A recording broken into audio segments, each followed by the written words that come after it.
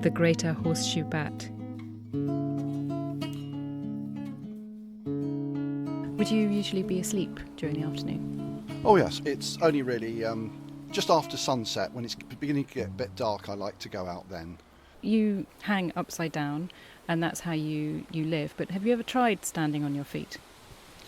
Well, no, because it would make me feel funny, because it's like you stand on your feet, but if you hang upside down by your legs, all the blood would rush to your head. And it's me and my cousin, we're the only bats that really properly hang upside down. The rest of them like to jam away into crevices and holes. Who's your cousin? My cousin's the lesser horseshoe. Where does your name come from, horseshoe? What's the meaning of that? It's literally, it's because all the other bats, apart from my cousin, shout, and I hum and then whistle down my nose. So round my nose I've got a piece of skin, and somebody told me it looks like a horseshoe, but I don't know what a horse is. So Can you give me an example of that humming noise? When do you make that noise? Oh, that's the kind of noise I make when I'm out and I need to navigate around, because it's dark, and a lot of other animals, they have really big eyes. Well, I've got little eyes, I can see quite well, but if I whistle and listen to the echo back again, I can work out where I'm going. Oh, because you can't really see where you're going. No, it's too dark for me to see, but I'm also very good because I can also tell whether something that's flying around is something that I want to eat. How do you tell? Oh, well, by the echo that I'm getting back, I can tell whether it's a beetle or a fly or a moth. I can tell you which way it's going. And then, of course, if I fly to where it is, then I'm going to miss it because it will have moved. So I have to think and go, well, that's where it will be when I get there. And how fast can you fly?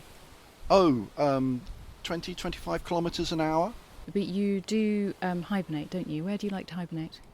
Oh, well, hibernation's a very special place for me because I'm asleep a lot of the time over the winter. I have to find a place that's got different temperatures inside it, but it's also got to be quite damp.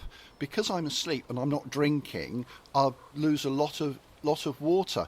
But then sometimes I'll wake up during the winter and I'll think, do I need a drink? So if I'm thirsty, I'll drink. So caves with water on that's condensed on the walls, or sometimes if a bit of water's condensed on my own fur, I'll lick that off so I can have a drink. Haven't you got quite soft fur, which sort of makes me feel that you could be quite soft and fluffy and rather sweet, but you don't have that sort of reputation with us. Do you think you are quite soft and fluffy, or do you think you could be quite scary? I think people don't like me because they don't like my wings, because my wings aren't furry and they're not feathery, and people get a bit odd because if they look, they can see my fingers inside my wings, and I don't think they like that. When I'm asleep and I've got my wings wrapped round me, I can't quite get my wings all the way around me because I'm so big, so there's always a little bit of my tummy fur showing, and you show pictures of people that, and they seem to quite like it. I thought it was so sweet. Well, I know a lot of people get very frightened when I fly close to them at night because they think I'm going to bang into them. But I think it's because it's dark and you can't see very well, but I'm seeing with my ears and I can see you perfectly. So you're not going to bump into us? No.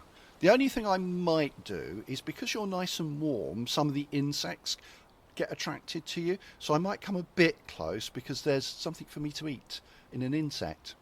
So what should we do? We should just sit, just ignore you, just be calm.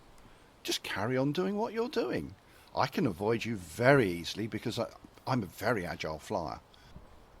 If you had a message for us, what would it be?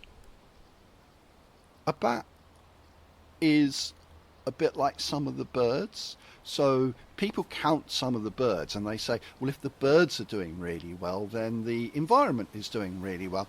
And I'm like that, but I'm at night. So the people that come out and count me and find out where I am, it tells you how healthy the environment is if you've got a good bat population.